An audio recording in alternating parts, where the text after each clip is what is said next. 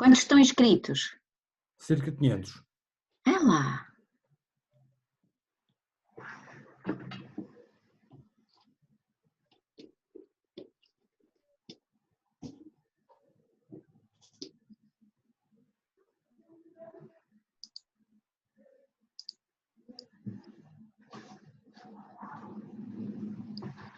Claro que não aparecerão todos em simultâneo, mas com certeza que teremos a sessão animada. Vamos esperar só 2 minutos enquanto que a sala se compõe, que é sempre necessário algum tempo para assegurar as inscrições, o acesso à rede.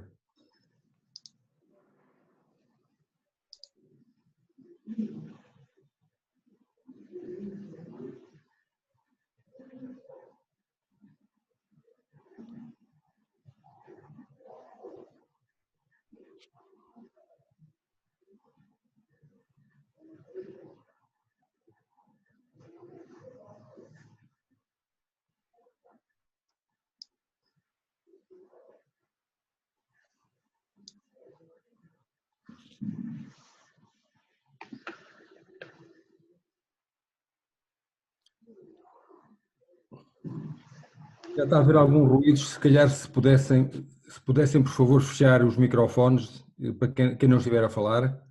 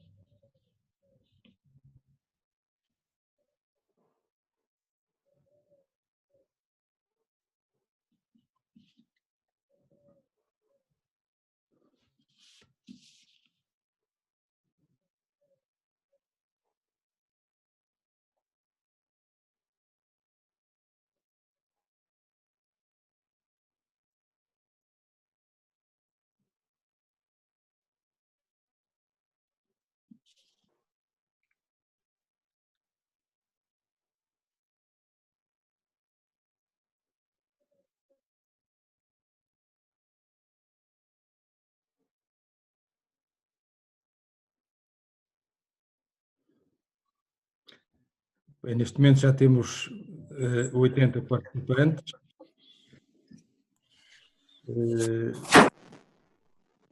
Portanto, vou dar início a esta sessão. Muito bom dia a todos. Saúdo muito particularmente os participantes que se inscreveram nesta excelente sessão, liderada pelos nossos colegas Paulo Lourenço e Humberto Varum.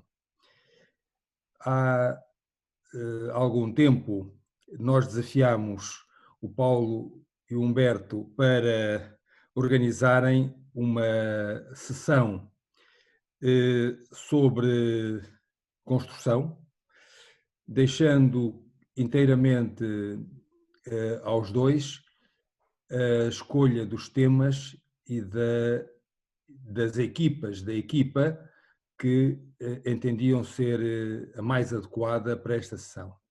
Eles apresentaram-nos um excelente programa, muito denso, com um dia, em que cobrem uma vasta gama de assuntos ligados com a construção e temos certamente a certeza que no fim será um sucesso. Para já temos um número muito elevado de inscrições, temos a noção que alguns colegas, porventura muitos colegas, não frequentarão todas as apresentações, portanto serão seletivos naquelas que vão, digamos, frequentar, mas nós temos cerca de 500 inscrições e acredito que durante o dia seja de facto este o número de colegas que beneficie desta excelente organização. Só seria possível com esta dimensão online. Aliás, nós na ordem passamos as nossas formações do regime presencial para regime online, com certeza com alguma perda no que diz respeito ao contacto direto entre quem fala e quem ouve, quem participa, quem pergunta, mas, por outro lado, chegamos a muito mais colegas. E quando digo muito mais, é 10 vezes mais. Portanto, a nossa forma de adaptação ao Covid resultou, no que diz respeito à formação, às sessões, num ganho significativo. Aproximamos-nos já da centena de participantes presentes. Eu quero agradecer ao Paulo Lourenço e ao Humberto Varum a colaboração que nos prestaram. Quero agradecer aos colaboradores da Ordem terem tornado possível também esta sessão. Quero agradecer pessoalmente a todos os palestrantes, todos os excelentes participantes dessa sessão e desejo a todos um dia bem passado, um dia proveitoso. E pedi agora ao meu colega da Ordem, coordenador do Colégio Civil, colega Bento Aires, também que vos dirija umas palavras. Neste momento já estamos acima das 100 presenças. Bento, por favor. Bom dia, Passos Martins, muito obrigado também pelo convite e para estarmos hoje aqui. E começava por cumprimentar todos os participantes que vão partilhar este dia intenso de reflexão sobre a construção e sobre a engenharia civil connosco e com a Ordem dos Engenheiros. Mas o especial agradecimento tenho-lhe para o Paulo Lourenço e para o Humberto Varum, porque nos conseguiram aqui preencher um dia com os melhores profissionais que temos entre nós na região norte e sobretudo no momento em que a profissão precisa de se afirmar, de se reinventar e de se realinhar com o futuro. Vamos ter aqui das matérias mais árduas, aquelas que são os desafios mais atuais da digitalização e da sustentabilidade, que os profissionais de engenharia civil têm de agarrar e têm de passar a estar no seu dia-a-dia. Espero também estar aqui em algumas das conferências, aprender e, sobretudo, agradecer e reiterar o agradecimento pela partilha de conhecimento que vamos ter aqui ao longo do dia. Muito obrigado.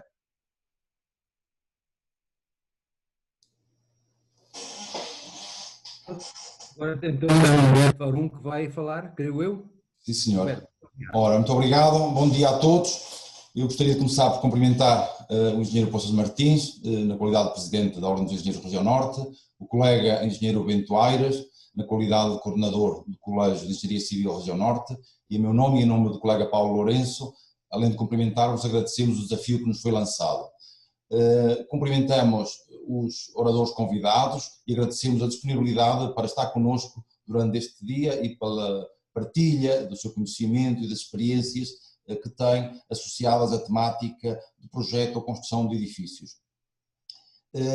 Após este desafio, eu e o colega Paulo Lourenço, enfim, definimos um conjunto de temas centrados nestes atos de engenharia, no projeto e na construção. Enfim, temos a consciência que não conseguimos cobrir todos os temas relevantes para esta área, no entanto, enfim, consideramos que isto até nos aguçou o apetite para uma próxima sessão que se possa vir a organizar na sequência desta, cobrindo outras temáticas que não fomos capazes de incorporar nesta sessão técnica.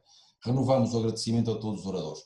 Finalmente, não menos importante, a todos os participantes, obrigado pelo vosso interesse na sessão, esperemos que desfrutem desta sessão técnica. Eu iria fazer também aqui um par de comentários relativamente à sessão. Acordamos, eu e o colega Paulo Lourenço, queríamos fazer a moderação alternada, vamos dar, cada orador tem cerca de 25 minutos para a sua apresentação, tendo previsto um espaço de 5 minutos para questões. Aos participantes e todas as questões que queiram colocar e os comentários, por favor, façam-nos chegar via chat ou bate-papo do Zoom e nós, eu e o colega Paulo Lourenço, iremos gerindo as questões e partilhando com os oradores. Iria, desde logo, dar a palavra ao colega Paulo Lourenço, da Universidade do Minho, que nos fará a primeira intervenção desta sessão técnica. Por favor, Paulo.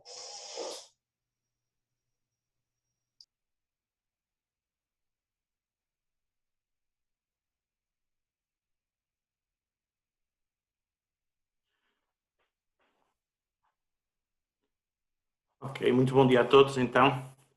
Agradeço também o convite para estar aqui como coordenador com o colega Humberto Varão e como palestrante. Eu vou começar a falar um pouco sobre uma introdução ao tema da construção através da história da construção. Todos sabemos da relevância da engenharia civil e da construção para os países e, portanto, na Europa cerca de 10% do PIB, 10% da riqueza deriva da construção. Podemos ver que 95% destas empresas são PMEs, portanto com menos de 20 funcionários, e mais de 90% têm menos de 5 funcionários. A construção representa, como estão a ver, é o maior empregador industrial da Europa e é o maior bloco exportador, quer de serviços, quer de produtos. E, portanto, apesar da construção muitas vezes ser vista de forma menos interessante pela sociedade, nomeadamente depois da crise de 2008, o último século foi o século da construção. E, portanto, as nossas sociedades beneficiam claramente em termos de mobilidade, saúde, qualidade de vida, conforto, de tudo aquilo que tem sido desenvolvido ao nível de ter um ambiente construído mais adequado. É um setor também altamente regulado e, portanto, é um setor onde existem normas e regulamentos para tudo. É impossível colocar um produto praticamente sem marcação e, portanto, há alguma convicção pública que o setor é muito tradicional e muito pouco avesso à inovação. Isto é obviamente incorreto. No século de hoje temos enormes desafios e, portanto, a globalização, apesar da nova crise, eventualmente poder colocar parcialmente em risco, é uma realidade. A inovação é essencial, é a base da riqueza das sociedades onde Portugal está inserido. A relevância da conservação e da reabilitação, a relevância com a sustentabilidade, que já deixou de ser uma palavra agora da moda, que era há 20 anos, e agora a palavra da moda talvez seja a resiliência, ou seja, como é que nós como sociedade podemos responder a um desastre, transformação digital e uma série de outros chavões que estão na moda e que têm enorme impacto na construção. É também verdade que a construção, medido, digamos, não por nós, mas por instituições que se dedicam à avaliação da sociedade e economia, tem sido pouco eficiente na melhoria da produtividade. E, portanto, nós, quer do ponto de vista da digitalização, quer do ponto de vista da produtividade, a construção é uma área que está subdesenvolvida e isto é uma realidade evidente. Existem enormes desafios à frente e falaremos sobre vários destes durante o dia. Por exemplo, a construção, digamos, integral de edifícios de forma digital não parece ser uma realidade e, portanto, isso, como vem aqui, está no canto inferior esquerdo, vai ter pouco impacto e é pouco, provavelmente, adequada. Mas existem coisas importantíssimas, como o BIM, que falaremos hoje, como a pré-fabricação, como a comunicação em tempo real, etc. E, portanto, os desafios estão aqui, as grandes empresas estão aqui, portanto, quando temos uma Google, uma Amazon, um IKEA na construção, é sinal que o mercado se vai alterar e vai ter disrupção. E temos então este contexto que é a reabilitação vale cerca de metade do mercado europeu, não é certamente o cenário mundial. Falamos agora das cidades das gruas e, portanto, há gruas por todo lado, o que de facto é uma resposta a necessidades de reformular a nossa sociedade e quando olhamos para o mundo como um todo, as expectativas são impressionantes e, portanto, temos aqui números que nos dizem que nós, nos próximos 50 anos, vamos construir tanta habitação como construímos nos últimos 10.000. E, portanto, isto é, de facto, um impacto impressionante para o ambiente, é um impacto impressionante para o mundo. Além disso, as casas não estão da gente que quer e, portanto, as pessoas estão-se a mudar todas para as cidades e há um desafio enorme, não só na manutenção do património rural e no património fora dos grandes centros, mas na construção nos grandes centros. E, portanto, os recursos estão, de facto, sob grande pressão. E isto são títulos que a gente não gostaria de ver. E, portanto, um título como este no Guardian, que diz que o betão é o material mais destrutivo da Terra, ou um título como este, que parece notoriamente excessivo, porque se nós construíssemos tudo em madeira num futuro próximo não haveria florestas suficientes para o construir, ou algo que foi da semana passada, em que parece que o aço e o betão, de facto, vão ter desafios à frente e a descarbonização é uma realidade e, portanto, indústrias muito poluentes são uma realidade. E, portanto, toda a sociedade, resumindo, dá imenso impacto à construção, toda a sociedade entende a relevância da construção para a própria sociedade. Isto, portanto, é a declaração da Presidente da Comissão Europeia, que foi lançada a semana passada.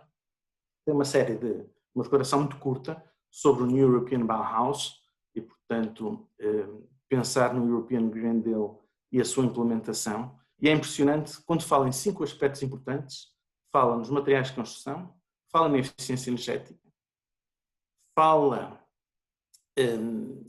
na utilização de recursos, fala na mobilidade. Tudo isto tem um enorme impacto na construção. E mesmo a demografia tem um impacto enorme na construção. Nós vamos precisar, certamente, de casas diferentes e habitações diferentes no futuro de envelhecimento das sociedades e de sociedades, famílias cada vez mais pequenas. E, portanto, na realidade, a Comissão Europeia diz que para cumprir o desígnio de um mundo mais verde, não podemos sobreviver sem a construção.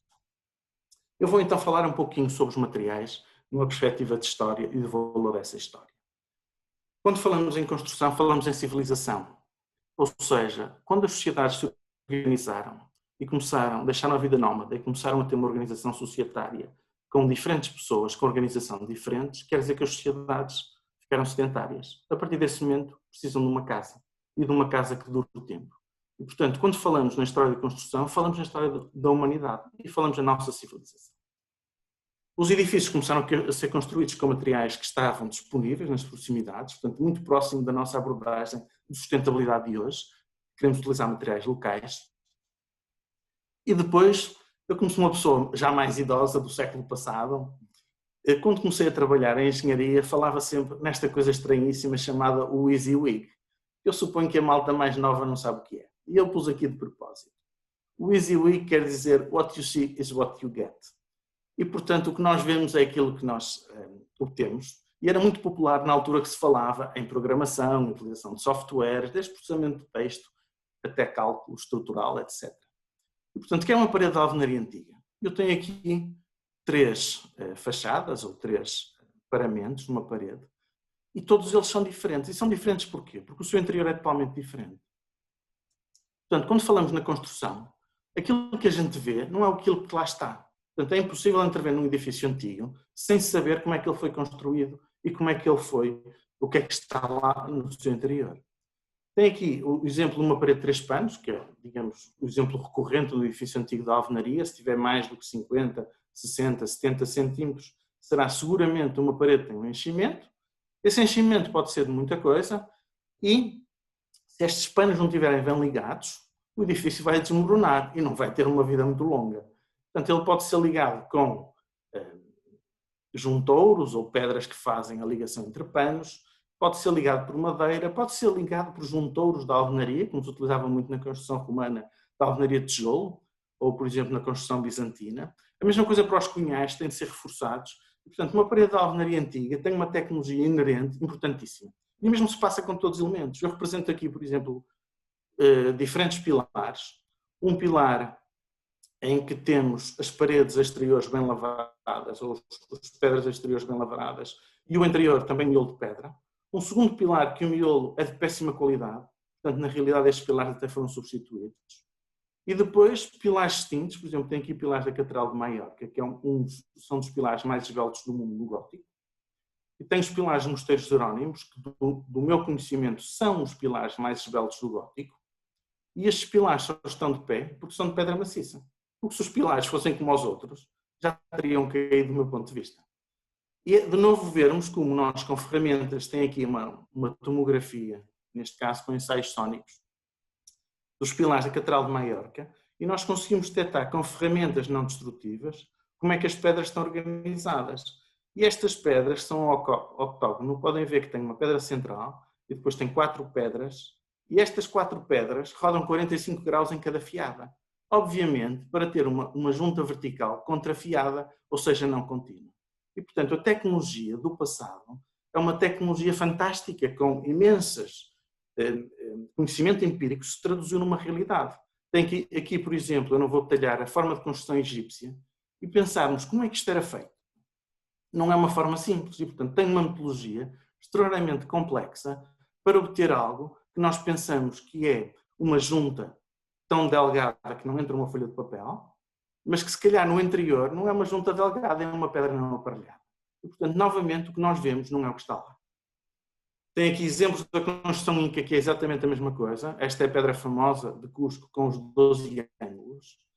E na figura do meio, vocês veem aquelas excrescências estranhíssimas. Há pessoas que dizem que são relógios do sol, há quem diga que há motivos religiosos, e na realidade, talvez fosse bom pensar, nós para levantar pedras tão grandes, podemos-as suportar, e talvez dê jeito ter aqueles elementos para as levantar, e depois talvez as possamos tirar, e em muitos casos elas foram tiradas, ok?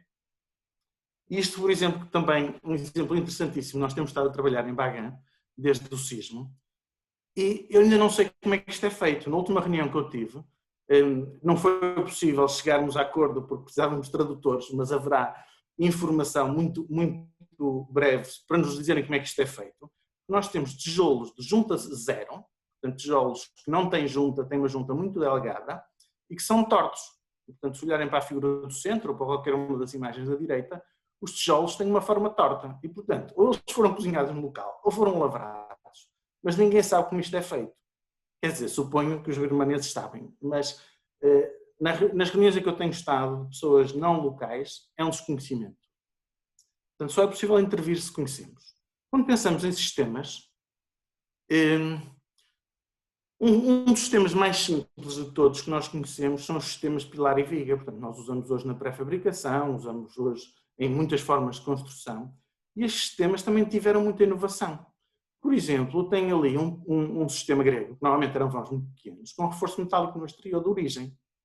Ou tem um sistema interessantíssimo, com vigas de altura variável e com maior material na parte de baixo, que é a parte que está submetida à tração, que é de facto um conhecimento empírico impressionante. Até podemos dizer que aquele acrescente na parte de baixo também é interessante para suportar lajes de pedra transversais, mas que de facto que o material está onde ele é preciso, está. E a forma de altura variável indica claramente o diagrama de momentos, sendo que o corte é normalmente não relevante. E, portanto, é de facto um conhecimento empírico impressionante. E este conhecimento empírico, que às vezes os engenheiros mais recentes ou não trabalham associados às técnicas e formas de construções antigas não entendem, é um erro. Por exemplo, nós temos aqui do lado esquerdo, temos um lintel partido, ou temos do lado direito um segundo lintel partido, e a realidade é que um lintel, se estiver partido, e se os apoios não se moverem, tem uma capacidade quase infinita, porque ele só vai cair quando tiver uma ruptura por esmagamento de compressão. E, portanto, não é por um lintel estar partido que necessariamente ele necessita de reforço. Eu não estou a dizer que nunca precisa de reforço, mas estou a dizer que é preciso entendermos para tomar uma decisão. Uma evolução dos sistemas em arco muito interessante é esta solução que temos em todo o lado. São acrescentos, portanto, pedras que são adicionadas e temos, na realidade, não temos um arco, temos um falso arco, uma falsa cúpula. Temos um sistema em consola que poderá funcionar em arco para cargas adicionais, mas não funciona em arco para a sua própria construção. Depois temos a evolução das estruturas em arco, que é de facto uma história interessantíssima, porque dentro do romano, com uma abóbada circular e estruturas muito pesadas, até uma evolução românica já mais tardia, transição para o gótico, começam a aparecer os contrafortes, começamos a ter arcos formeiros que nos permitem reduzir o peso, por exemplo, da abóbada, até ao gótico, que é uma construção estranhíssima. Costuma-se dizer que é o triunfo da probabilidade, da sorte, né, sobre, digamos, o conhecimento, porque nós não temos paredes, nós só temos peças lineares. Nós não temos abóbadas, as abóbadas não são estruturais, basicamente o que é estrutural são as nervuras. E, portanto, é muito interessante que o gótico só exista porque temos o arco ogival. E o arco ogival traduz impulsos muito pequenos e, portanto, as paredes precisam de muito menos espessura. E, portanto, podemos ver como é que a forma está ligada à própria estrutura, à própria estética da construção. E como é possível chegar aqui por tentativa e erro. Eu vou apresentar muito rapidamente, sei que o meu tempo, julgo que tenho 5 minutos, está a esgotar, mas vou apresentar um caso famosíssimo que é o Panteão, que tem 2000 anos de história e é uma abóbada que muita gente não quis ultrapassar, porque é um marco na engenharia, é um marco na arquitetura e que as pessoas gostariam, por algum respeito, de manter os 43 metros de vão. Um aspecto muito interessante, novamente, eu falei sobre a forma e a estrutura, a forma e a estética. E aqui falo uma coisa diferente, que é o material e a estética. O Panteão foi possível porque havia o betão romano. Por se pensarmos no ciclo da cal, com betão em massa, à base de cal e sem pozolanas, é absolutamente impossível fazer uma construção destas, porque para nós termos o betão a endurecer, o betão romano, ele precisa carbonatar, não é um processo químico intrínseco ao material. E, portanto, ele precisa de CO2. Ora, o CO2, para entrar numa massa com 1 ou 2 metros de espessura, demora centenas de anos e nunca entrará. E, portanto, é a adição ou das cinzas vulcânicas, ou de cinzas resultantes da queima da madeira, ou de tijolo, pó de tijolo, que tem efeito pozolânico e que permite a construção. Portanto, não seria possível isto sem o material.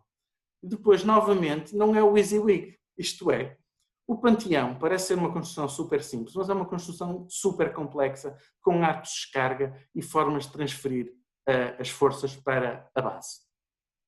Depois surge o conhecimento científico. O conhecimento científico muitas vezes refere-se na cúpula de São Pedro, que teria sensivelmente o mesmo vão do Panteão e que foi baseado já em conhecimentos, neste caso numa catenária invertida, e isto foi utilizado durante muito tempo. Quer os modelos físicos, como por exemplo em gesso, quer com catenárias invertidas, que permitiram reproduzir, digamos, estruturas grandes, pensando que as grandes e as pequenas são iguais. Isto é verdade se não houver dinâmica e é verdade se não houver processos de fratura não linear. E, portanto, tem aqui 3 cúpulas, que se as colocarem umas por cima das outras, elas são todas iguais, mas há aqui um pormenor ligeiramente diferente, que são de épocas diferentes e que um vão são 14 e os outros são 40. Portanto, podem ver como o conhecimento empírico permitiu fazer isto. Depois há aspectos muito mais relevantes dos sistemas em arco. Aspectos de sistemas em arco não são em arco, tem aqui, por exemplo, as cúpulas persas, que têm estruturas muito complexas, e têm aqui, por exemplo, a Catedral de São Paulo, que é uma evolução, que na realidade é uma estrutura cónica, que depois foi feita numa série de outros locais, até já com materiais metálicos, a imitar cúpulas em pedra. Bom, passando aos sistemas contemporâneos, eu tenho, por exemplo, as estruturas porticadas de betão armado, e eu volto ao mesmo, que é uma estrutura de betão armado, pois ela pode ser muito diferente do que a gente conhece. As armaduras, por exemplo, que se levantam para o corte, ou como se dizem muitas vezes em cavalo, que muitos dos nossos jovens engenheiros não conhecem, os estribos que eram diferentes, as alturas variáveis, os sistemas de lajes que eram diferentes. E, por exemplo, eu tenho aqui uma ponte que já é relativamente recente, que é a Sobretua, de um dos nossos maiores projetistas de pontes, tem uma memória descritiva deliciosa, em que o engenheiro Edgar Cardoso discute porque é que o arco devia ser em betão simples e não em betão armado. E ele fez-o em betão simples, porque era mais barato e porque, de facto, fazer um arco de alvenaria de betão simples é perfeitamente possível e o betão armado seria desnecessário. Certamente não para os pilares e para as vigas. Portanto, o passado é este.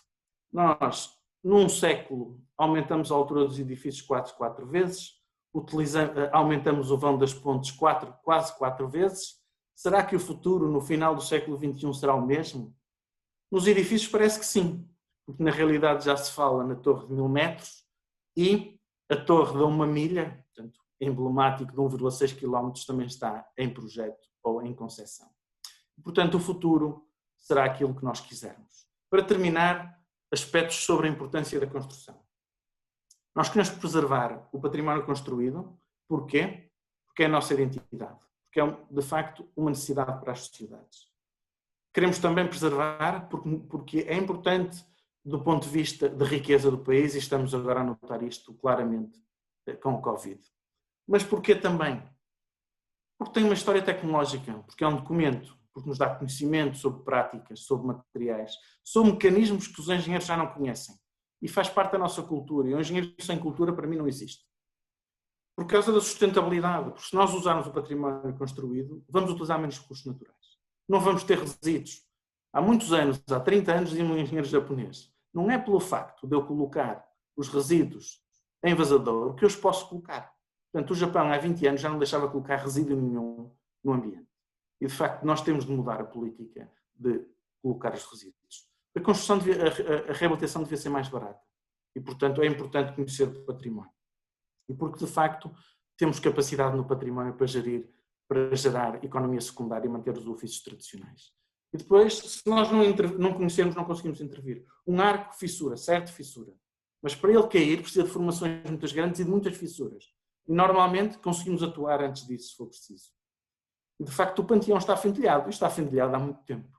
E, portanto, ninguém pensou em recuperá-lo ou em reforçá-lo. Tal como estava a pequena Santa Sofia, e estas fendas têm centenas de anos. Okay? A mesma coisa com as fundações. Quando a gente pensa em fundações, é preciso ter muito cuidado, porque as fundações de edifícios antigos são uma catástrofe. E se nós tentarmos utilizar a moderna engenharia mal, sem pensarmos que o solo está sobreconsolidado na zona da fundação e que o edifício foi construído muito devagar e que a deformação já ocorreu e que muita da deformação foi reparada na altura da construção, vamos mandar reforçar todos os edifícios existentes de forma desnecessária. Portanto, o que eu gostaria, que eu acho que é importante, é que não fizéssemos atuações deste género. Atuações que são caras, atuações que não respeitam o edifício, atuações que não sequer são duráveis. E, portanto, eu diria que o passado é também mais e melhor futuro e que a história da construção, os materiais e as tecnologias são essenciais de um ponto de vista de cultura, de um ponto de vista de proteção, de significado, de um ponto de vista de intervenção. Muito obrigado a todos. Muito obrigado, Paulo. Teríamos tempo para alguma pergunta e se estivesses de acordo eu colocaria a seguinte questão.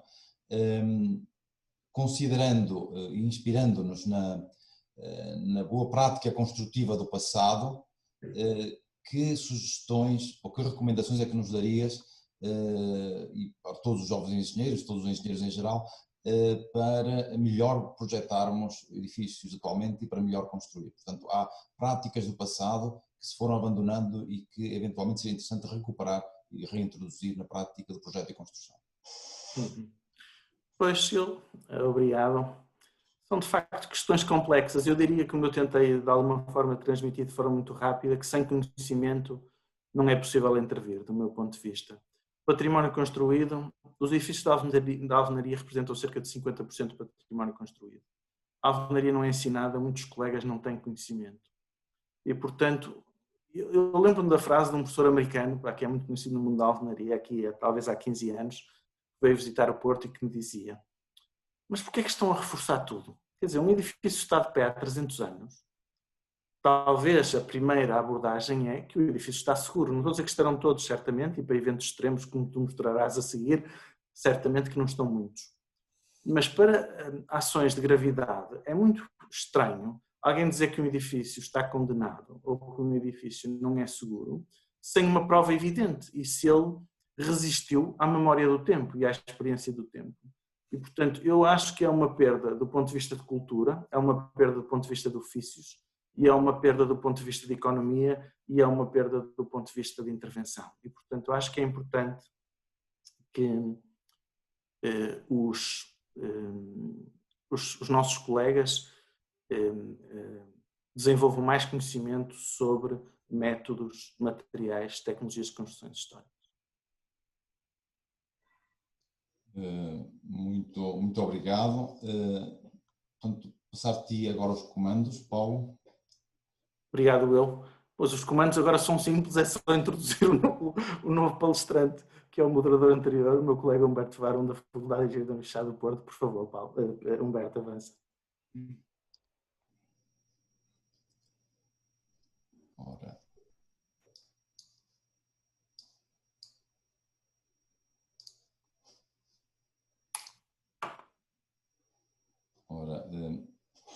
Muito obrigado, Paulo. Bom dia de novo a todos, particularmente para os colegas que entretanto entraram na sessão. Eu também aproveitaria para relembrar que os participantes podem continuar a colocar questões através do chat e os oradores também poderão responder por esta via após as suas intervenções.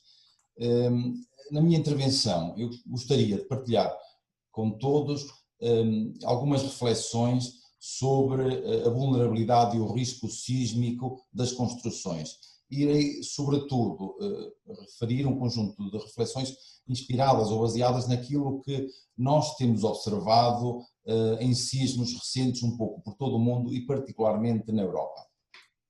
Eu irei começar por referir alguns factos e números para enquadrar a minha intervenção, depois farei breves comentários sobre o desempenho de estruturas de alvenaria em sismos recentes, colocarei um pouco de maior ênfase na minha intervenção no desempenho de estruturas de betão armado em sismos recentes, Depois farei alguns breves comentários sobre a evolução dos sistemas estruturais e construtivos de edifícios de betão armado e finalmente concluirei com alguns comentários e reflexões finais.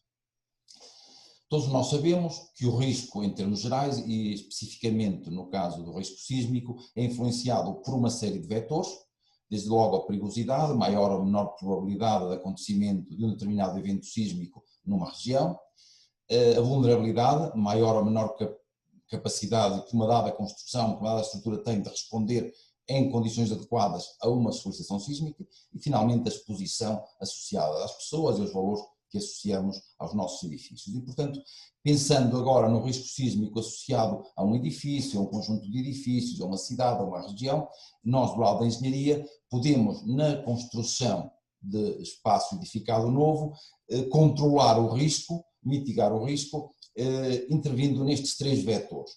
Já quando falamos em património existente, edifícios existentes, do lado da engenharia, não podemos obviamente alterar a perigosidade que afeta uma estrutura existente, podemos de uma forma muito limitada influenciar a exposição, controlando ou reduzindo a exposição de pessoas e bens associados a um dado edifício ou conjunto de edifícios. Podemos sim reduzir o risco sísmico associado às construções, melhorando a sua capacidade, reforçando, melhorando o seu comportamento, reduzindo, portanto, a sua vulnerabilidade.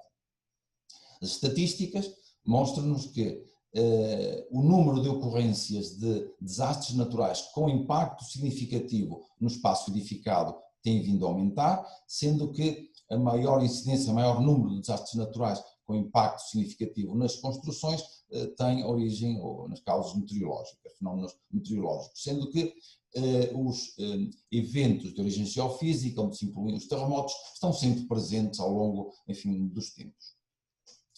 Neste outro slide, apresento estatísticas agora em termos da evolução do impacto económico que estes desastres naturais têm tido no na nossa sociedade. E, efetivamente, como se pode observar, há uma tendência crescente, com uma taxa crescente, acelerada, do impacto económico destes desastres naturais no nosso ambiente construído. Isto facilmente se compreende reconhecendo que, associados aos nossos edifícios, associados às nossas construções, nós tendemos a incorporar sistemas cada vez mais complexos, sistemas portanto, em maior número, mais diversos e com maior custo associado. E, portanto, de uma forma muito simplista, permitam-me concluir esta parte da minha intervenção dizendo que os desastres naturais são cada vez mais frequentes e custam-nos cada vez mais. Destacaria aqui um outro aspecto, como se pode ver deste gráfico, sempre que acontece um terremoto de magnitude moderada ou mais intenso, encontramos aqui picos pronunciados. Efetivamente, quando acontece um terremoto é posta à prova um vasto conjunto de edifícios, regiões inteiras e, portanto, o impacto que têm estes terremotos moderados ou intensos é efetivamente muito mais, ou tende a ser muito mais extenso. Na Europa, temos tido nas últimas décadas vários sismos, a maior parte deles moderados, felizmente, mas não obstante isto, apenas com base neste conjunto de exemplos de terremotos que afetaram, portanto, nas últimas décadas a Europa e a Turquia, reportamos 20 mil mortos, mais de meio milhão de desalojados e perdas económicas de valor equivalente a aproximadamente 30% do nosso PIB. Portanto, a preocupação com os sismos devemos tê-la. Felizmente em Portugal não temos tido nas últimas décadas sismos de magnitude enfim, moderada ou que nos tenha causado dano, mas vejam, por exemplo, aqui o caso do sismo de Lorca, em Espanha, que em 2011, estamos a falar de um sismo muito moderado, de magnitude de 5.1 e com impacto económico já significativo.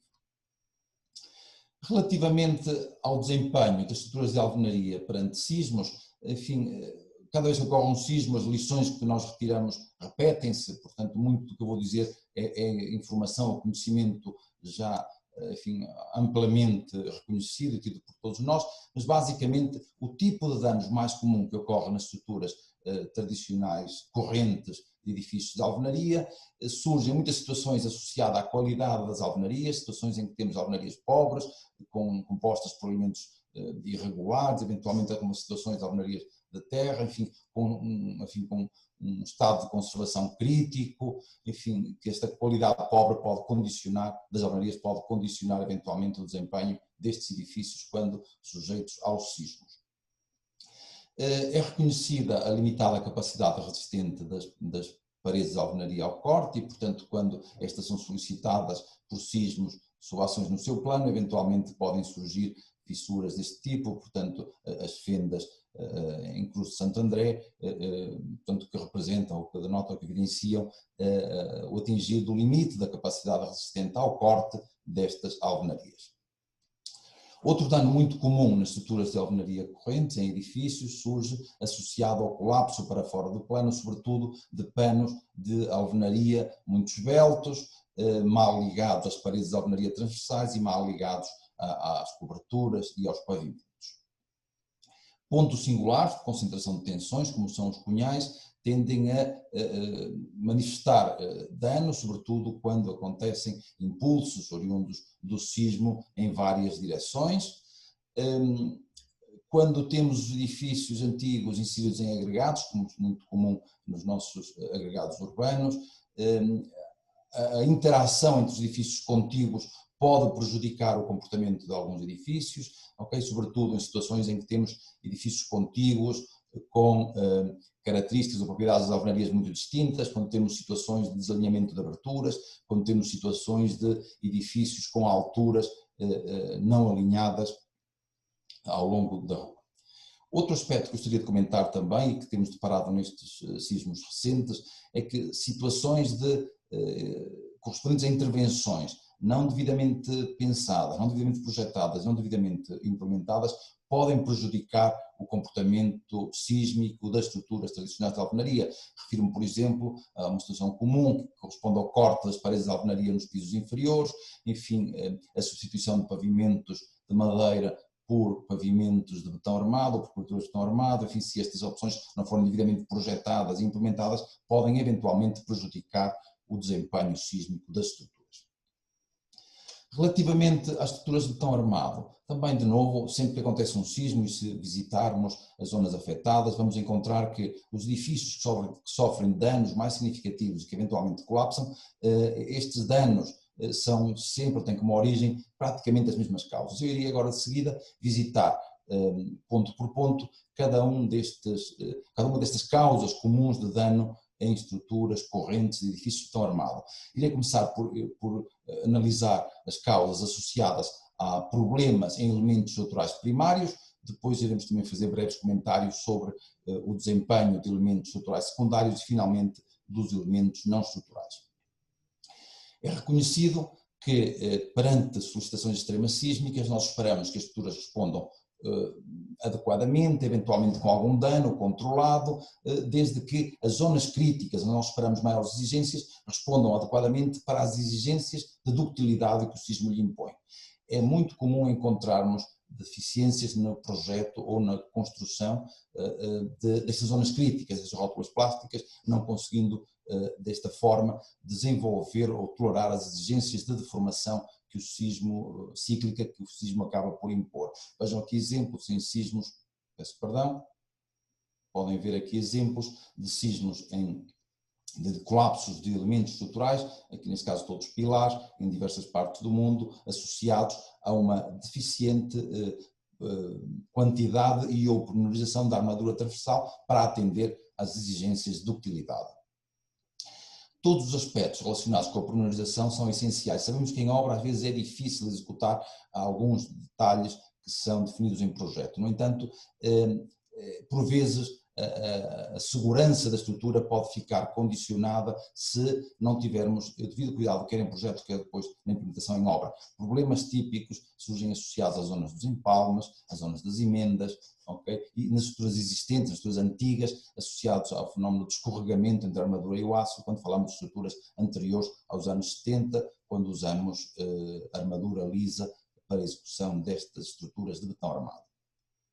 Claro que, se os elementos estruturais não tiverem a capacidade suficiente para suportar as ações de flexão e corte a que estarão sujeitas durante o sismo, estes elementos podem colapsar e comprometer a segurança dos edifícios. Vejam aqui um exemplo muito concreto de um edifício que estudamos após o sismo de Áquila, enfim, edifício cuja segurança ficou comprometida pelo colapso em corte de 2 pilares centrais do edifício. Portanto, aqui há claramente um erro ou de projeto ou de execução ao nível da capacidade resistente em corte deste elemento.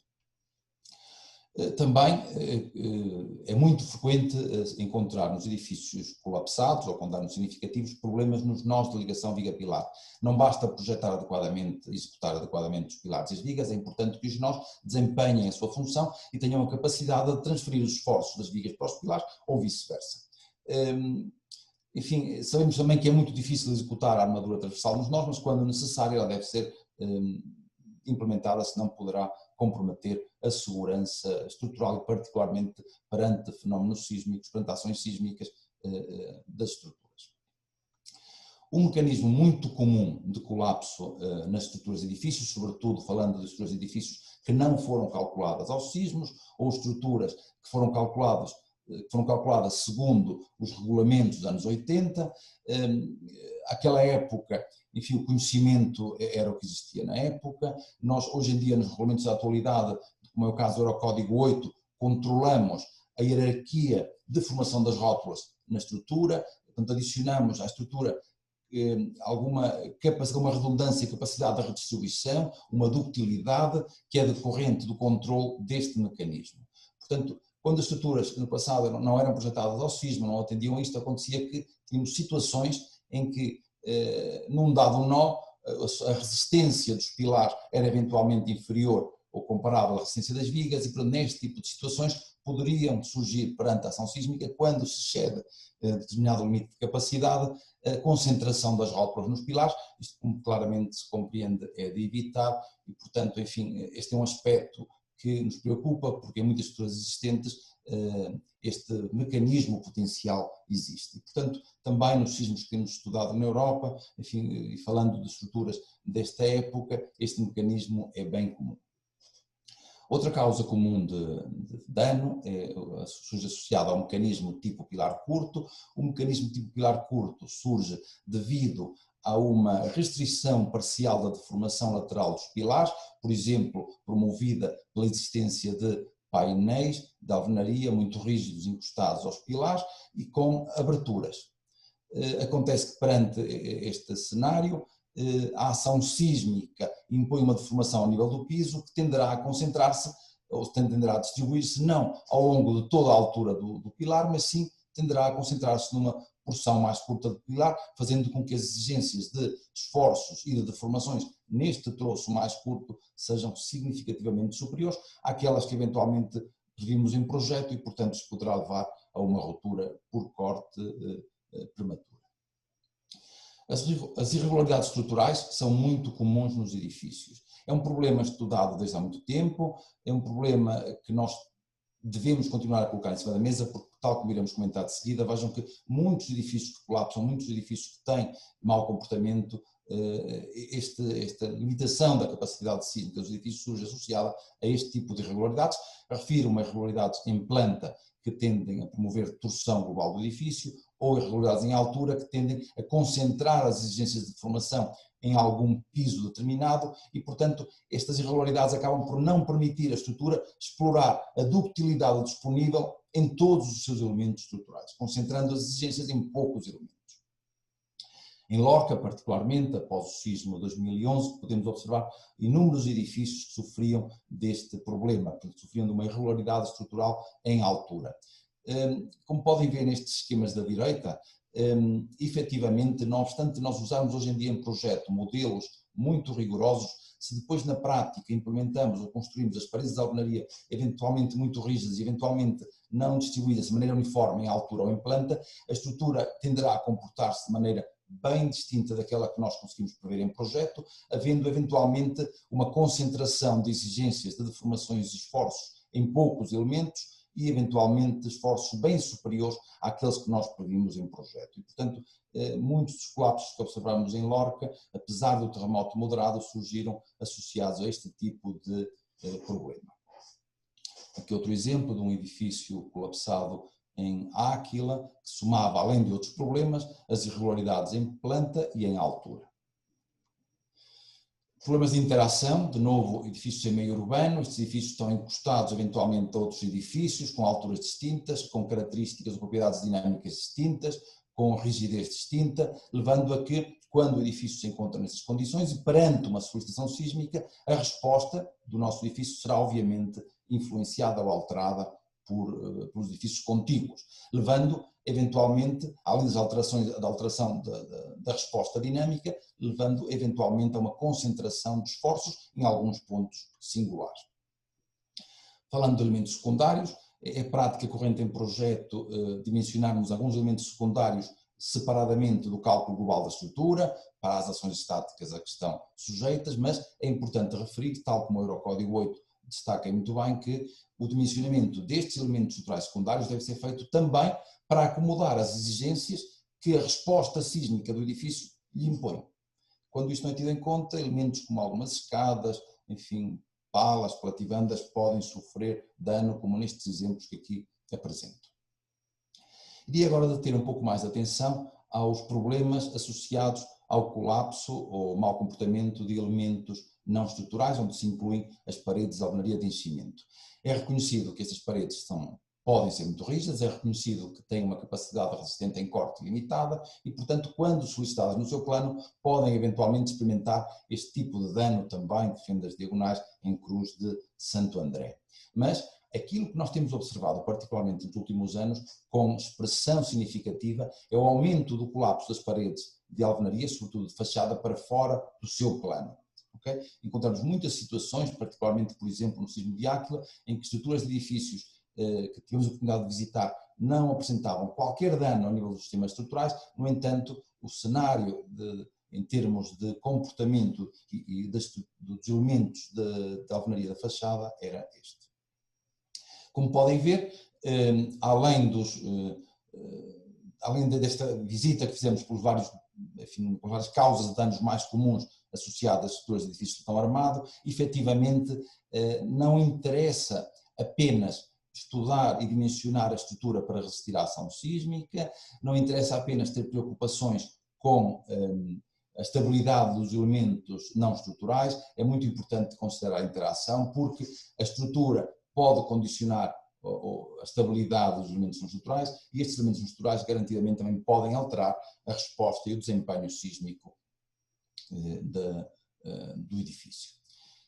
Também em 2017 tivemos a oportunidade de estudar em detalhe os efeitos do sismo que afetou a zona central do México e que teve impacto finalmente na capital, na cidade de México. Enfim, aquilo que podemos observar nos cerca de 300 edifícios afetados por este sismo, enfim, são sempre as mesmas causas de dano, sempre os mesmos problemas. Eu destacaria aqui dois aspectos. Por um lado, houve um número de colapsos significativo de edifícios com sistemas de lajes fungiformes e, por outro lado, as irregularidades estruturais, não obstante reconhecermos que é um problema de sempre, continua a ser a causa de colapso e mau comportamento de muitos edifícios. Vejam aqui alguns exemplos, particularmente em edifícios de esquina de quarteirão, como podem ver neste caso. Referimos a um edifício que, estando em esquina de quarteirão, tem duas fachadas, duas empenas cegas, sem aberturas perpendiculares, e duas fachadas voltadas para a rua, com maior número de aberturas. Daqui resulta que a estrutura passa a ter um comportamento muito irregular em planta, com problemas de torção significativos, como se pode ver neste vídeo registado durante o sismo, ok? Havendo concentração de exigências de deformação nos pilares destas duas fachadas mais expostas e este cenário de dano nas paredes de alvenaria nestas fachadas que experimentam maiores deformações.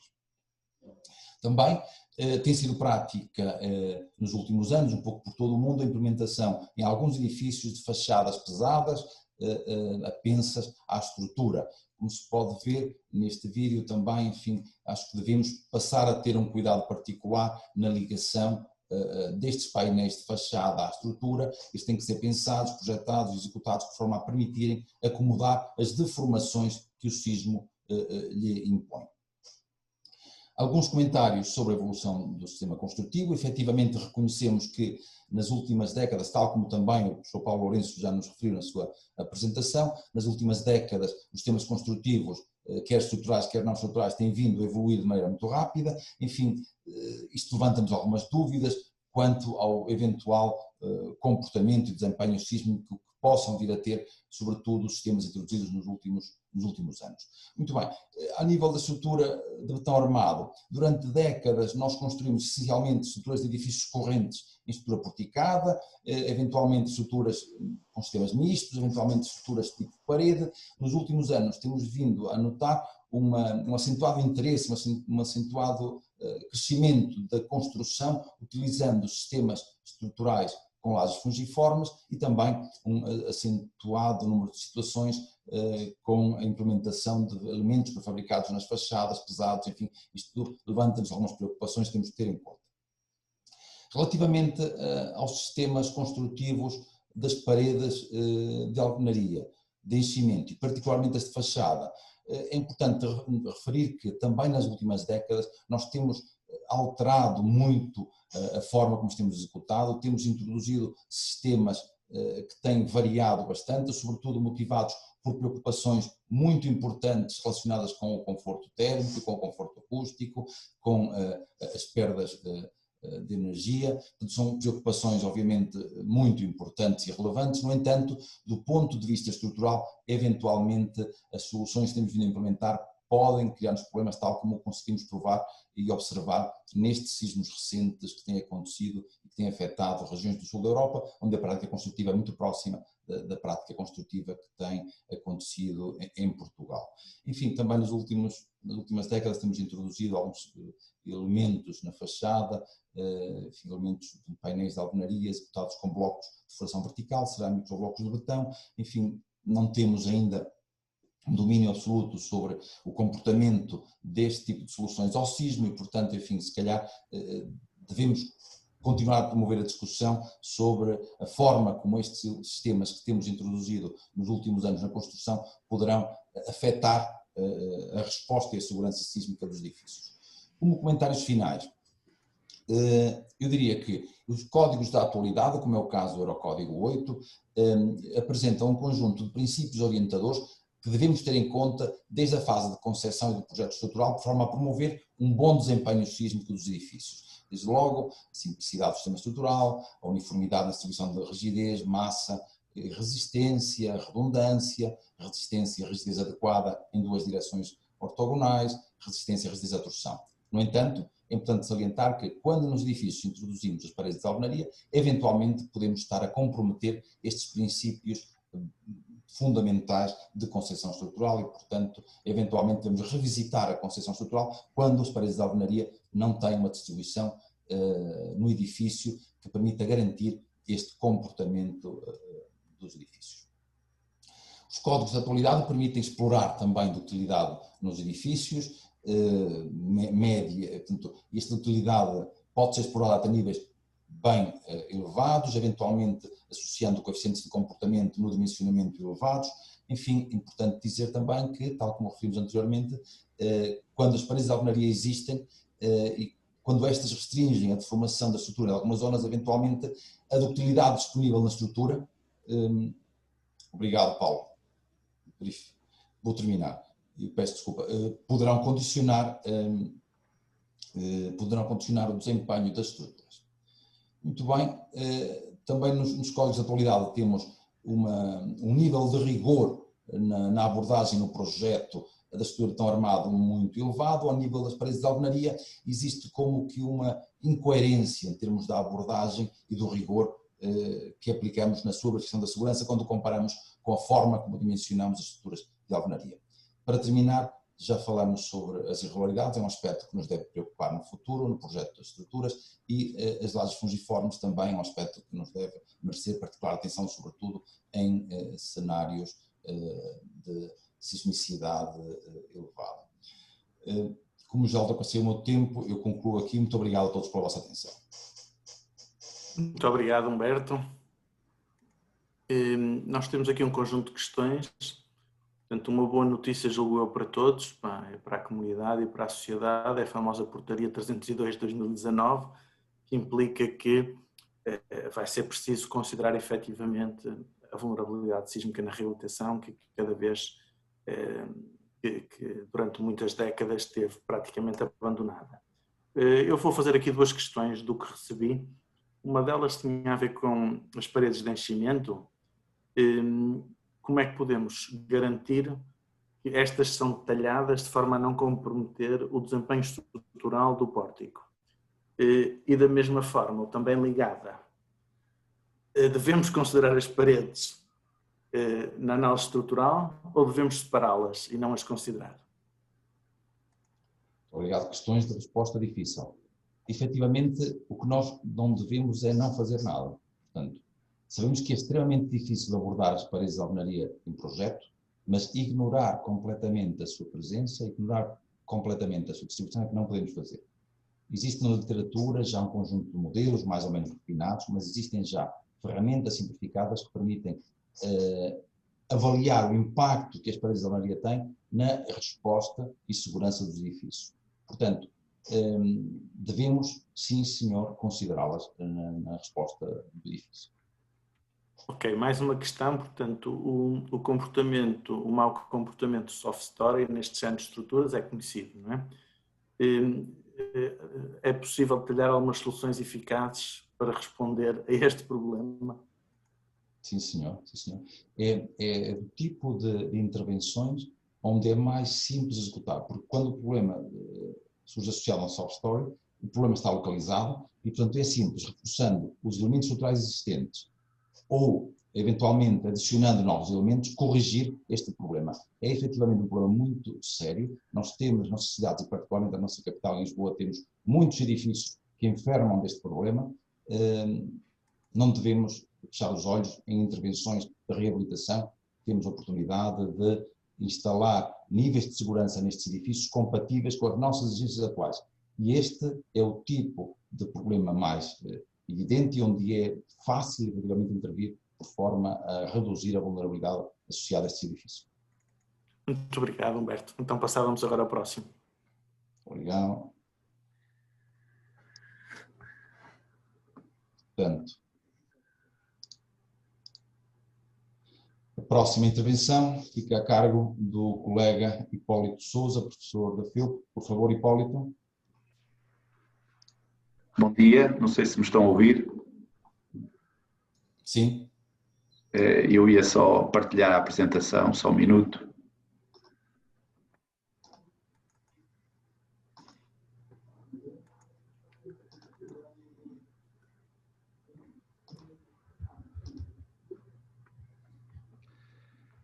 Bom dia, portanto, como já foi dito, o meu nome é Hipólito Sousa, sou docente da FIUP, sou também fundador e tenho atividade de projeto na SOPSEC há muitos anos e, portanto, o assunto que eu trazia aqui... Só interromper, era preciso a definição de monitor e mudar, porque neste momento está em modo de apresentação. Está a assumir que tens dois ecrãs. Peço desculpa. Só um minuto. Era só ir lá acima, pronto. Era só ir às definições de monitor que apresentava em cima. Dar outra vez com a apresentação. Sim. E agora em cima tem definições de monitor. À esquerda. À esquerda. Sim, sim. E... Assim? Exatamente. Muito obrigado. Portanto, eu então a dizer que o meu nome é Hipólito Sousa e, portanto, vou fazer aqui uma apresentação que tem a ver com a eficiência das equipas de projeto e normalização das trocas de informação. Penso que é um assunto que se enquadra nesta temática das experiências e desafios no projeto e construção de edifícios. E, portanto, a sequência que eu ia adotar tem a ver um pouco com recordar o que é o conceito de projeto, falar um pouco da evolução do mercado de projeto nas últimas décadas na perspectiva do mercado, dos documentos de comunicação à obra, das equipas e das intervenções de projeto, para depois me centrar na eficiência dos resultados, uma reflexão sobre a eficiência dos resultados que de facto temos e em que medida a normalização da troca de informação pode ajudar nesse aumento de eficiência. Começando então por discutir um pouco este conceito de projeto, apesar de parecer que todos sabemos o que é um projeto de uma obra, o conceito é importante e propicia alguma ambiguidade. Por isso vale a pena relembrar a definição que consta da Portaria 701H, que é uma portaria de 2008. Eu recordo que, mais ou menos por esta altura, foram produzidos uma série de documentos que procuraram esta portaria e outros diplomas, de alguma forma, precisar e atualizar estes conceitos em torno do projeto, das competências e das responsabilidades associadas às nossas obras, trazendo com isso alguns conceitos relativamente inovadores e o precisar de alguns aspectos que são importantes. Portanto, penso que vale a pena recordar a definição que consta dessa portaria de que é um projeto. Então, um projeto é um conjunto de documentos escritos e desenhados que definem e caracterizam a concepção funcional, estética e construtiva de uma obra, compreendendo designadamente o projeto de arquitetura e os projetos de especialidades ou de engenharia, como dizemos habitualmente. E, portanto, eu sublinho que, sendo o projeto um exercício de concepção intelectual, essa concepção intelectual, se não for adequadamente comunicada, não vai funcionar e vai ficar apenas na cabeça dos seus autores. Portanto, nós temos uma atividade que neste momento é pluridisciplinar e um dos aspectos associados à qualidade e à forma como nós somos capazes de comunicar as soluções, quer tradicionalmente através de documentos escritos e desenhados, é fundamental. Nós temos a ideia hoje, ou generalizou-se um pouco a ideia, que um projeto de uma obra se traduz por um somatório de N projetos, digamos, que são necessários para realizar essa obra. Apesar da obra ser única, nós estamos, em muitos casos, a desdobrar a obra num conjunto de projetos insuficientemente coordenados. Acresce a tendência que se tem verificado, por razões naturais e legítimas, de que o número de projetos necessários para definir uma obra tenha aumentado de uma forma significativa nos últimos anos, sendo, digamos, vulgar hoje precisarmos de intervenções que eu diria que situam na ordem das 2 dezenas de intervenientes. Se nós olharmos para o que tem sido, ou para o que foi nos últimos, diria, 50 ou mais anos, a evolução do mercado de projeto, digamos, até uma altura que não é, obviamente, bem definida no tempo, mas eu diria até à década de 80 do século passado, mais coisa, menos coisa, predominaram projetos que em muitos casos eram meras formalidades, eram projetos fictícios, sobretudo na encomenda privada, obviamente, feitos por amadores, e eu aqui amadores pretendo significar pessoas que não tinham competências académicas para realizar esses projetos, mas muitas dessas pessoas com conhecimentos práticos de construção e, portanto, pessoas que sabiam tecnologias, digamos, em obra, eram pessoas com conhecimentos práticos aplicados de construir. Por outro lado, os verdadeiros projetos naturalmente existiam, mas eram em reduzido número e estavam muito associados à encomenda pública e de alguns privados mais esclarecidos. Digamos, nós podemos observar que a partir desta altura, a partir de uma certa altura a situação melhorou, eu diria, mais uma vez não é fácil situar no tempo, mas a partir de uma certa altura, por várias razões, o predomínio de verdadeiros projetos, privados e públicos, aumentou significativamente. Isso decorreu de várias razões óbvias e positivas, quer, digamos, o surgimento, um número muito maior de técnicos, arquitetos e engenheiros e a sua, digamos, difusão pela generalidade do país, e por outro lado também um aspecto muito positivo de mudança cultural e económica da população e da sociedade portuguesa, que levou a reconhecer a importância do projeto e digamos, de que a generalidade das obras sejam sustentadas por soluções minimamente pensadas.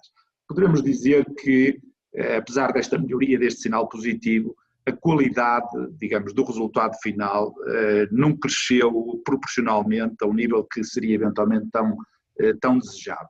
Do lado, digamos, dos tais projetos fictícios, eu diria que eles praticamente tornaram-se quase inexistentes na acessão que nós tínhamos no passado, de projetos feitos por pessoas que eram práticos, desenhadores, e que depois eram formalmente assinados por técnicos habilitados.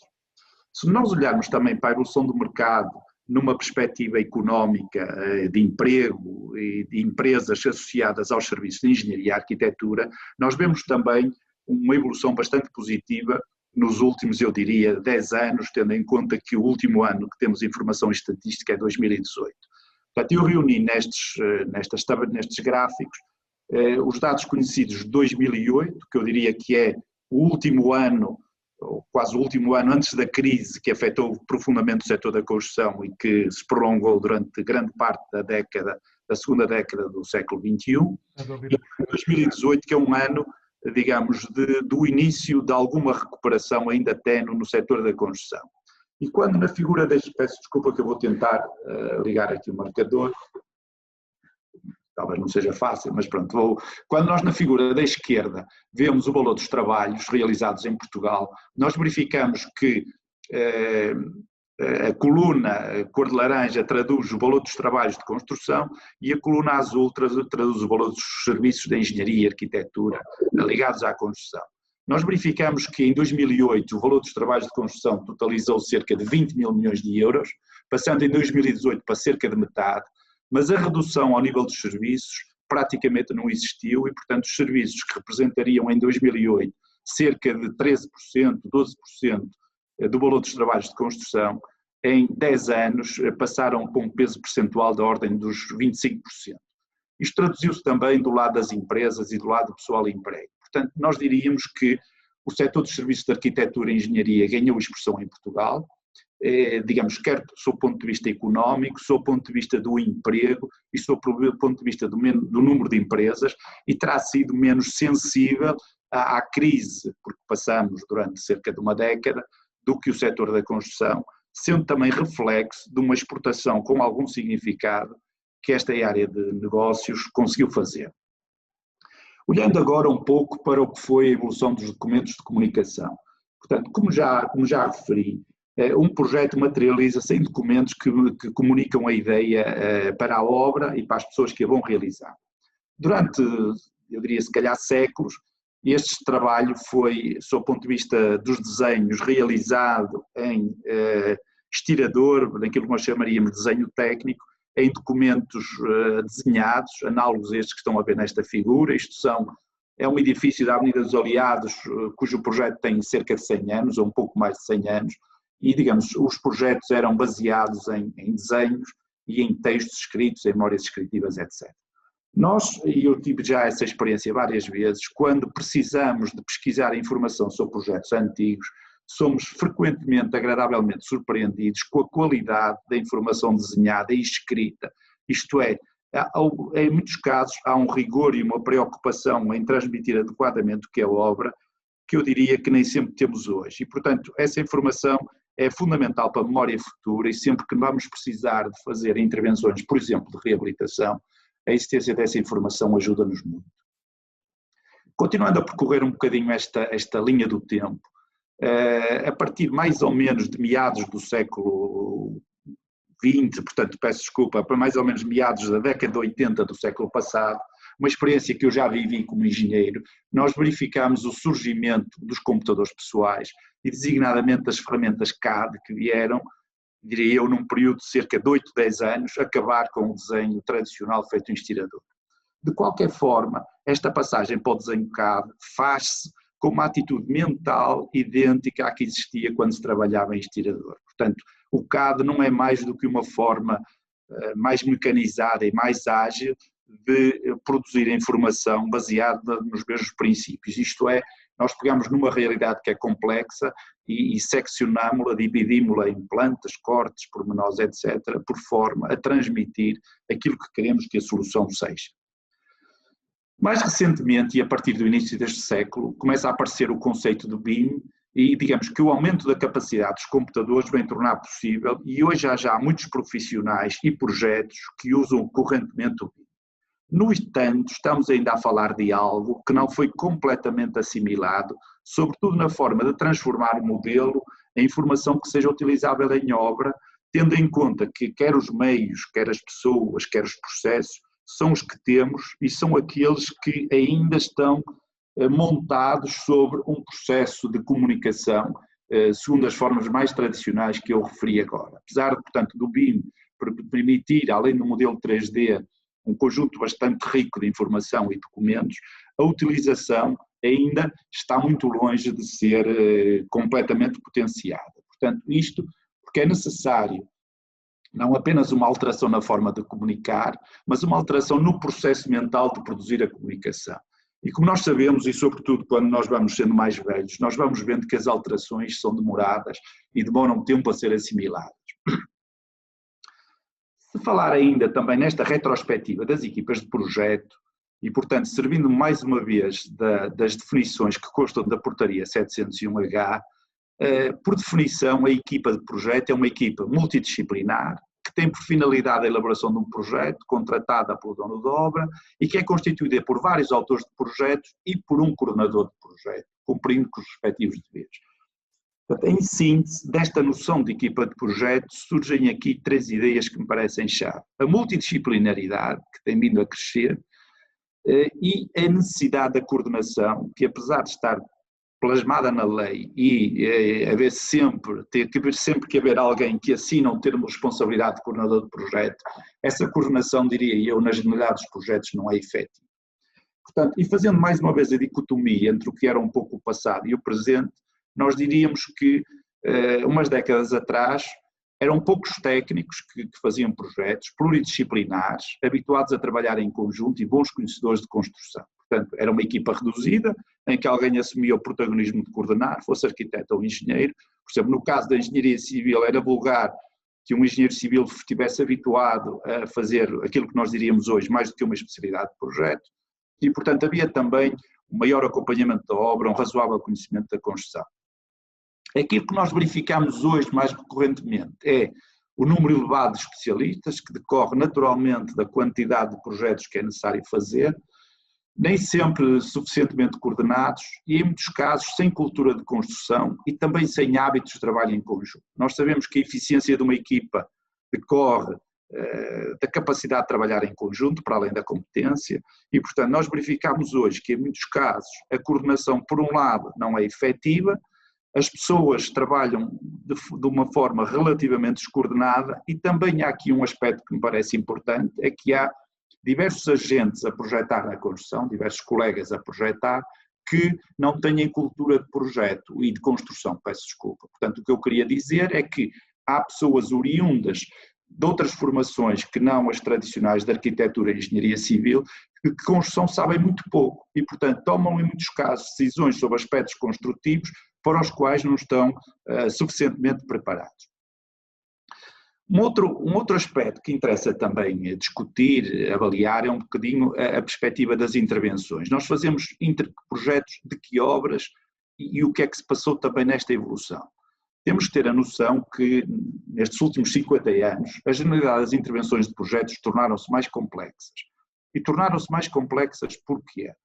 Antes de mais porque as exigências essenciais aumentaram-se, tornaram-se presentes exigências que nós habitualmente não considerávamos e, digamos, temos necessidade de fazer muitas verificações e validações explícitas e eu diria, não sei se estou a ser ousado, mas em alguns casos com regulamentos nem sempre equilibrados ou suficientemente bem feitos. Nós passamos a ter, na perspectiva da construção, a necessidade / obrigatoriedade de estar preocupados de levar em conta 7 exigências essenciais, algumas delas que sempre levamos, mas outras que são relativamente recentes. A estabilidade, a segurança contra incêndio, a segurança e acessibilidade na utilização, a economia de energia e isolamento térmico, a proteção contra o ruído, higiene, saúde e ambiente e a utilização sustentável de recursos. Eu diria que um projeto bem feito hoje em dia, digamos, para uma boa obra, será um equilíbrio inteligente entre estas 7 preocupações, tendo a noção de que a dificuldade maior, no meu ponto de vista, na construção, não é fazer um trabalho brilhante numa perspectiva, mas é equilibrar adequadamente estas perspectivas que são frequentemente difíceis de conciliar. Uma segunda dimensão que trouxe complexidade também às obras e aos projetos foi que sou de opinião que as obras desafiantes, eu diria fora de série, têm tendência a aumentar em número e eu diria mesmo a vulgarizar-se.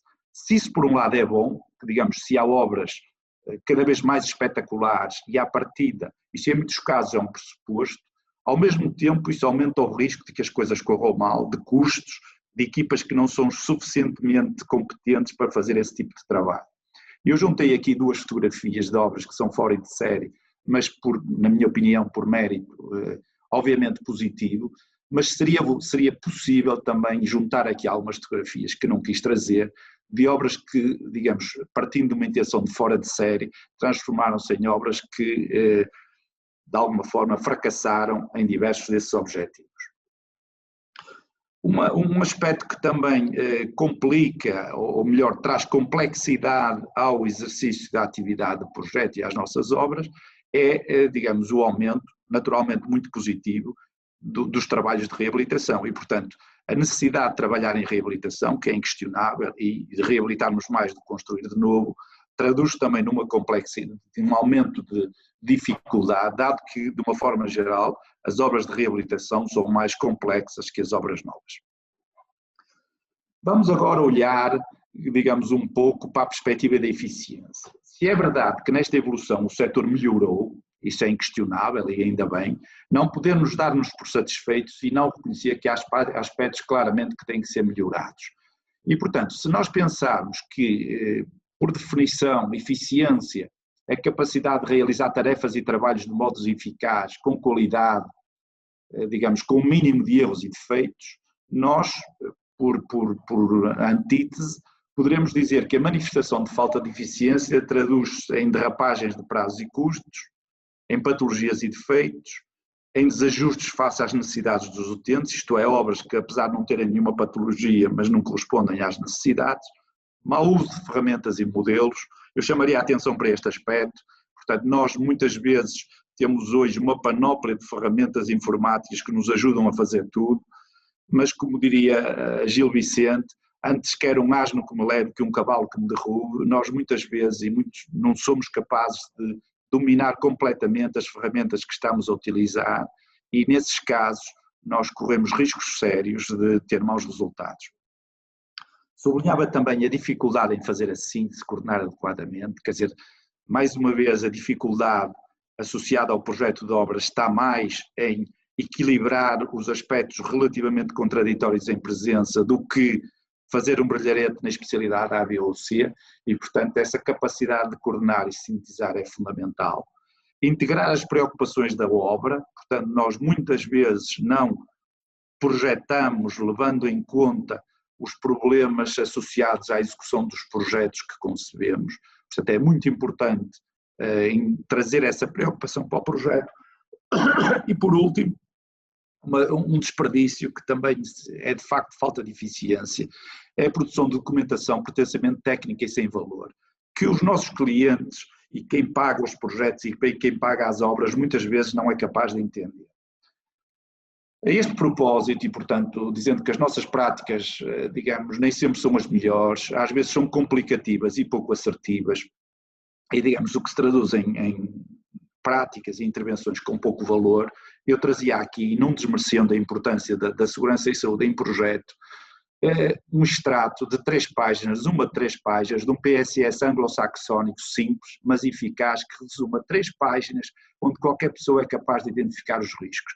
As pessoas que estão habituadas a trabalhar em projeto, seguramente já viram muitos PSS portugueses, vêm documentos de dezenas ou centenas de páginas com conteúdos que em geral não correspondem concretamente àquela obra. Portanto, isto é uma má imagem para aquilo que nós fazemos e nós temos que conseguir ser mais assertivos, mais pragmáticos, digamos, relativamente àquilo que são os documentos que necessitamos fazer.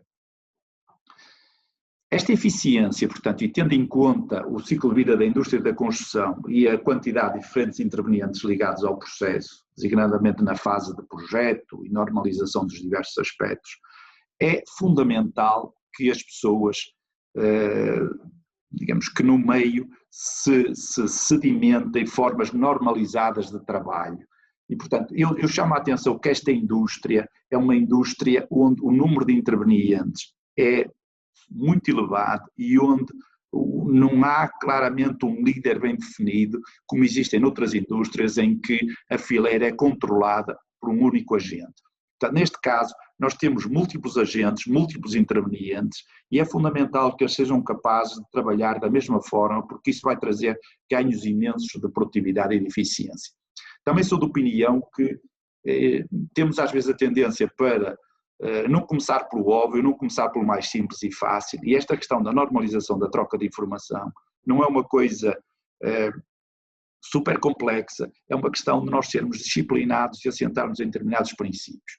Apesar da existência de legislação, portanto, nós verificamos que da parte de muitos colegas não há um conhecimento e cultura generalizada do projeto no meio técnico e, portanto, parece-me que os aspectos onde essa normalização se deveria centrar era num conhecimento das fases, etapas e objetivo de cada uma dessas fases do projeto, isto é, usarmos a linguagem adequada e consensualizarmos o que são os conteúdos das diferentes fases do projeto, conhecer e tornar claro o que é relevante coordenar em cada fase, sendo que a importância relativa das diferentes especialidades varia ao longo do processo de projeto. Eu estou-me a lembrar, por exemplo, a segurança contra incêndio ou alguns aspectos de definição acústica ou térmica são decisivos em fases iniciais de estudo prévio do projeto.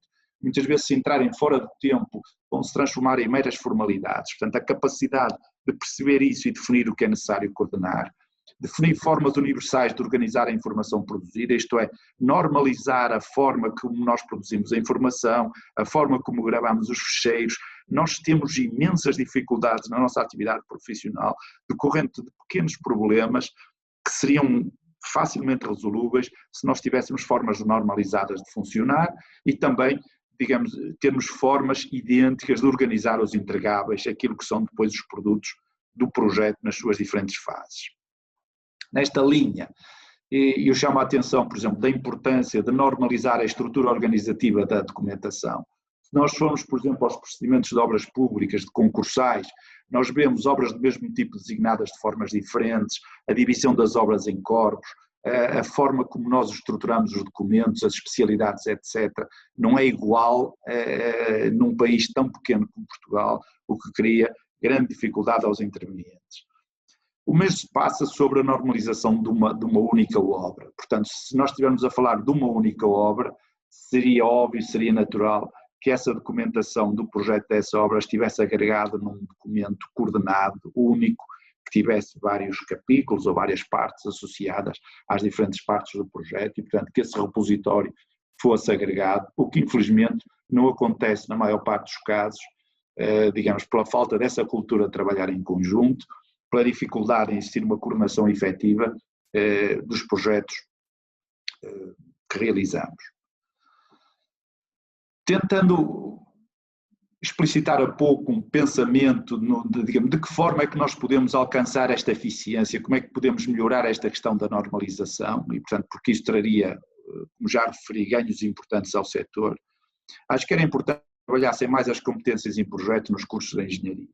Para começar, portanto, nós treinamos pouco os nossos alunos a organizar documentos de comunicação, nós treinamos os alunos a resolver problemas fatiados, não os treinamos a fazer a síntese, não os treinamos a documentar, não os treinamos a saber o suficiente desenho, estou a referir bastante mais à engenharia do que à arquitetura, e isso naturalmente vai se traduzir em dificuldades depois na atividade profissional. Trabalhamos bastante, digamos, mais orientados para a investigação associada às teses, e pouco para esta parte, digamos, desta componente da atividade profissional. Por outro lado, criar normas e regras de boa prática, simples e curtas, suportadas por diversas formas de divulgação. Não estou a querer dizer que tenham que ser normas obrigatoriamente do IPQ, com períodos muito longos de discussão. Documentos simples, oriundos de entidades credíveis, as ordens, as escolas, etc., no sentido de criar boas práticas.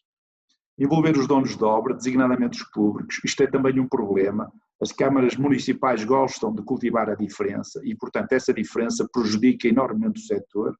É fundamental que essas práticas fossem alinhadas e que houvesse, digamos, os requisitos do que as câmaras pedem nos licenciamentos, etc., fosse igual em todo o país. E, por último, normalizar um trabalho a que estive ligado durante bastante tempo, os cadernos de encargos, as estruturas de mapas de trabalho e estimativas, digamos, criando um documento de base e uma forma comum no país de fazer isso.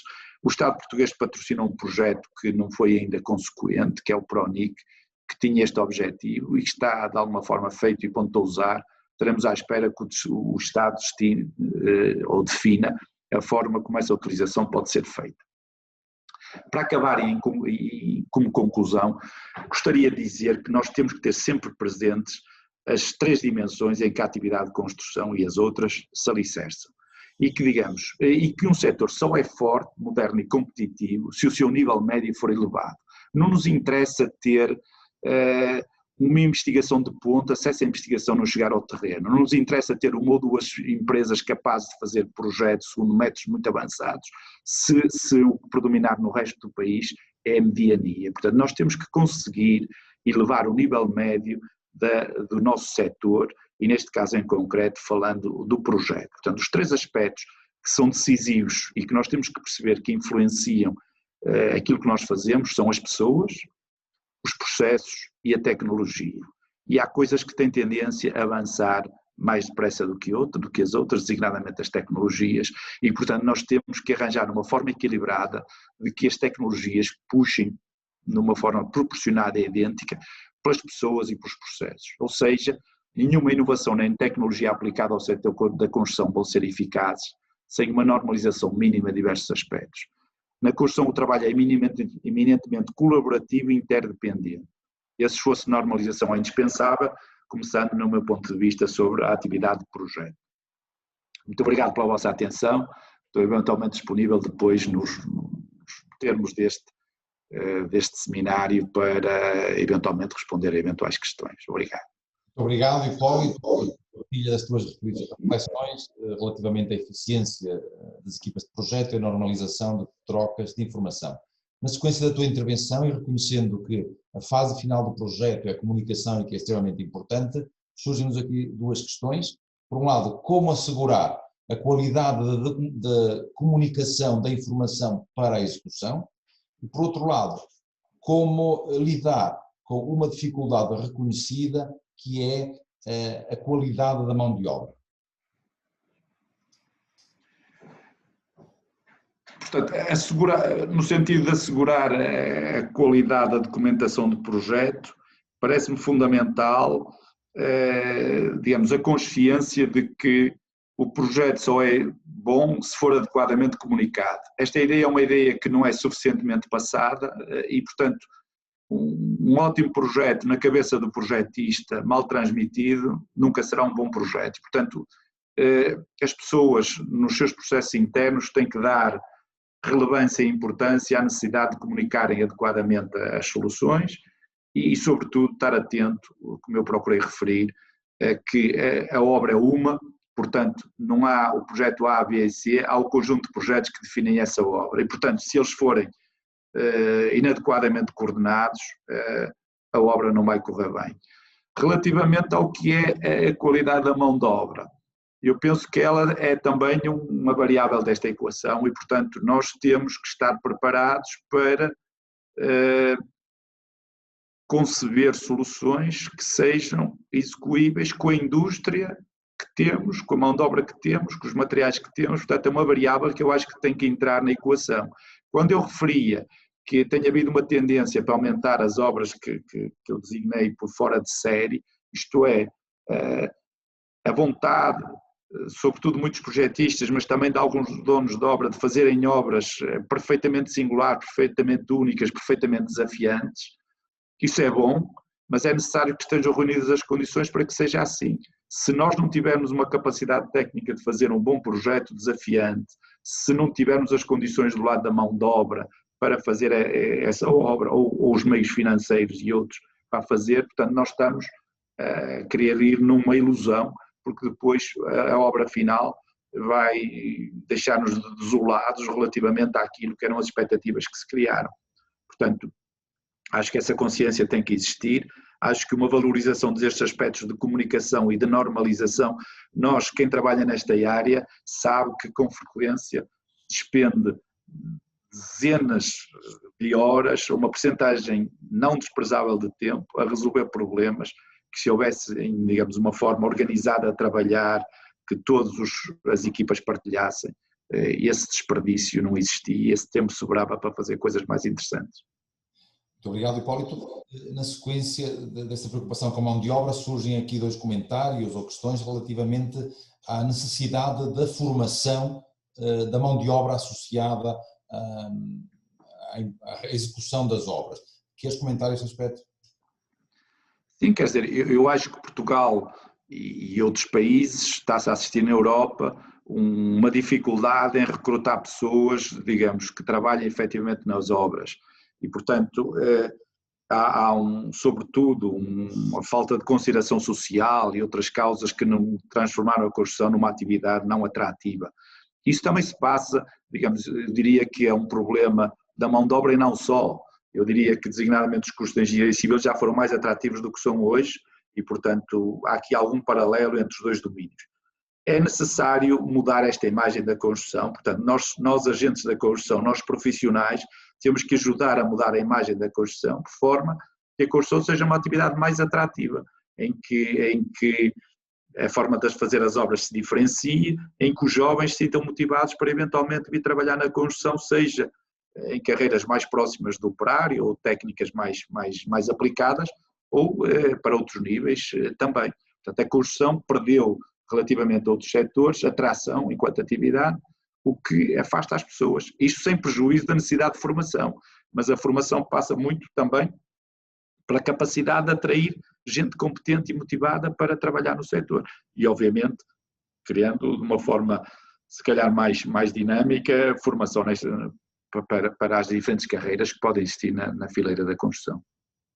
Muito obrigado, Hipólito, obrigado pela tua intervenção. Agradeço também o interesse dos participantes. Iríamos agora para um breve intervalo e retomamos os trabalhos às 11 horas.